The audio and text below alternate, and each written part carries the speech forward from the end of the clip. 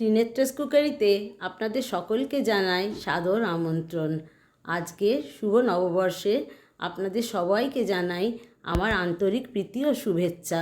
আপনাদের বছর খুব ভালো কাটুক এই কামনা করে আজ আমি আমার রেসিপি শুরু করছি ফিশ রেজালা। ফিশ রেজালা বানানোর জন্যে এখানে 6 পিস কাতলা মাছ নিয়েছি, তাতে একটু নুন দিয়ে দিচ্ছি। ভালো করে একটু মাখিয়ে আমি এটা 5-10 মিনিট রেখে দেবো। যতক্ষণ মাছটা ম্যারিনেট হচ্ছে ততক্ষণ একটা পাত্রে জল ফুটিয়ে তাতে কিছু পেঁয়াজ, এখানে আমি 2টো মিডিয়াম সাইজের পেঁয়াজ নিয়েছি, একটু গরম জলে দেব, দিয়ে ফুটিয়ে নেব। পেঁয়াজটা 5 মিনিট কি 10 মিনিট ফুটিয়ে নেব। যখন পেঁয়াজটা একটু সেদ্ধ হয়ে যাবে তখন পেঁয়াজটাকে জল ঝরিয়ে ঠান্ডা করে বেটে নিয়ে ফিরে আসছে। সাদা তেল দিয়ে গরম করে মাছগুলো ভেজে নেব। মাছগুলো এইভাবে হালকা করে ভেজে তুলে নেব।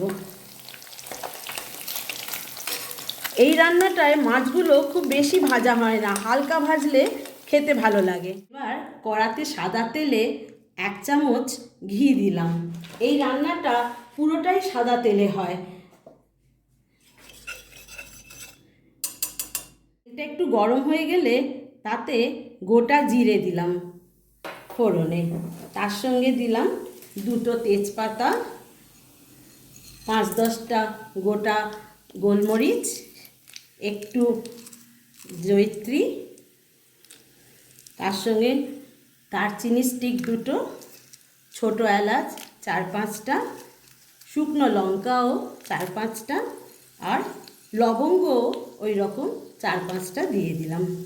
এবার খুব অল্প আঁচে একদম স্লো ফ্লেমে এটাকে একটু নাড়ব, যাতে কালারটা না চেঞ্জ হয়ে যায়। বেশি যদি ফোড়নগুলো পুড়ে যায় জিনিসের স্বাদটাই পাল্টে যাবে, তাই হালকা করে নেড়ে নেব। নিয়ে তারপরে এতে পেঁয়াজ বাটাটা দেব। এবার সেদ্ধ করা পেঁয়াজটা এতে ছেড়ে দিলাম। পেঁয়াজটা দিয়ে ভালো করে কষতে হবে যতক্ষণ না পেঁয়াজের কালারটা একটু চেঞ্জ হয়ে যায়। এই রান্নাটায় চেষ্টা করবেন সেদ্ধ করে পেঁয়াজটা ব্যবহার করতে, স্বাদটাও ভালো হয় আর গ্রেভিটাও স্মুথ হবে। পেঁয়াজটার একটু রঙটা চেঞ্জ হলে তাতে 1 টেবিল স্পুন রসুন বাটা দিলাম আর 1 টেবিল স্পুন আদা বাটা দিয়ে দিলাম। এবার ভালো করে কষে নেব যাতে আদা রসুনের কাঁচা স্মেলটা চলে যায়। রেজালা বানানোর যে মেন মশলা এবার সেটা দেব। এইটাতে আমি 1 টিস্পুন পোস্ত, 1 টেবিল স্পুন চারমগজ আর 10-12টা কাজু বাদাম পেস্ট করে নিয়েছি। এবার ঢেলে দিচ্ছি। এই রেসিপিটা আপনারা জিরা রাইস, পোলাও বা প্লেন ভাতের সঙ্গেও খেতে পারেন। এই রান্নাটা খুব স্লো ফ্লেমে চেষ্টা করবেন কষবার, তাহলে দেখবেন খুব ভালো মশলাটা কষে যাবে। যারা আমার চ্যানেলটিকে সাবস্ক্রাইব করেছেন তাদের অনেক অনেক ধন্যবাদ পাশে থাকার জন্য। যারা আমার চ্যানেলে নতুন তাদের রিকোয়েস্ট করছি পুরো ভিডিওটি দেখে আমার চ্যানেলটিকে সাবস্ক্রাইব করে দেবেন, পাশে বেল আইকনটি টিপে দেবেন যাতে আমার পরবর্তী ভিডিওগুলো আপনারা পেয়ে যান। মশলাটা এইভাবে কষা হয়ে গেছে, দেখুন তেলটা পাশ থেকে বেরিয়ে গেছে। এবার এতে আন্দাজ মতন নুন দিয়ে দেবো। এই রান্নাতে কিন্তু হলুদ বা লঙ্কার গুঁড়ো একদমই ব্যবহার হবে না, এর গ্রেভিটা সাদা থাকে।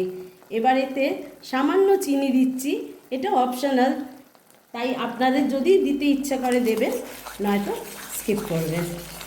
এই সময় আরেকটুখানি গোলমরিচের গুঁড়ো দিয়ে দিলাম, দিয়ে আবার কষে নিচ্ছি।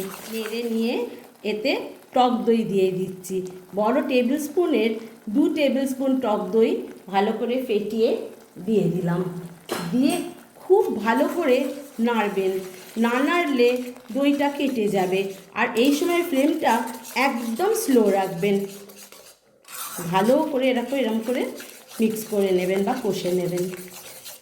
মশলাটা ভালো করে কষা হয়ে গেছে। এই সময় এতে 4টে কাঁচা লঙ্কা দিয়ে দিলাম, নেড়ে নিলাম ভালো করে। নিয়ে এই সময় এতে গরম জল দিয়ে দিচ্ছি।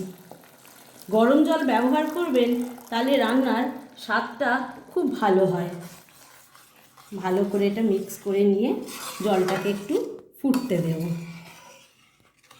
জলটা ফুটে উঠেছে, এই সময় এর ভেতরে ভাজা মাছগুলো ছেড়ে দিচ্ছি। এই রান্নাটায় খুব বেশি জল ব্যবহার করবেন না, একটু গা মাখা হলে খেতে ভালো লাগে। দিয়ে ফুটে যায়, তারপরে এতে দেব গরম মশলার গুঁড়ো, জায়ফলের গুঁড়ো 1 চুটকি দিয়ে দেব। মোগলাই রান্না তো, তাই জায়ফলের গুঁড়োটা খুব ভালো স্বাদ করে নেড়ে এটাকে আমি 5 মিনিট কুক করব। এতে এখন চাপা দিয়ে দেবো, দিয়ে 5 মিনিট পরে ফিরে আসছি। 5 মিনিট পরে ফিরে এলাম। ঢাকাটা খুলে এবার এতে কেওড়া ওয়াটার 1 টেবিল স্পুন দিয়ে দিলাম, আর একটু ঘি দিলাম, ভালো ঘি একটু দিয়ে দিলাম। এবার গ্যাসটা অফ করে দিয়ে ঢাকা দিয়ে স্ট্যান্ডিং টাইমে 5 মিনিট রেখে তারপরে আপনাদের সার্ভ করে দেখাচ্ছি। আমার রেসিপিটা আপনাদের কেমন লাগলো একটু কমেন্ট সেকশানে লিখে জানাবেন। পুরো ভিডিওটি দেখবেন, একটু লাইক শেয়ার করে দেবেন। আগামী শুক্রবার আবার একটা অন্য রেসিপি নিয়ে আপনাদের কাছে হাজির হব। ধন্যবাদ।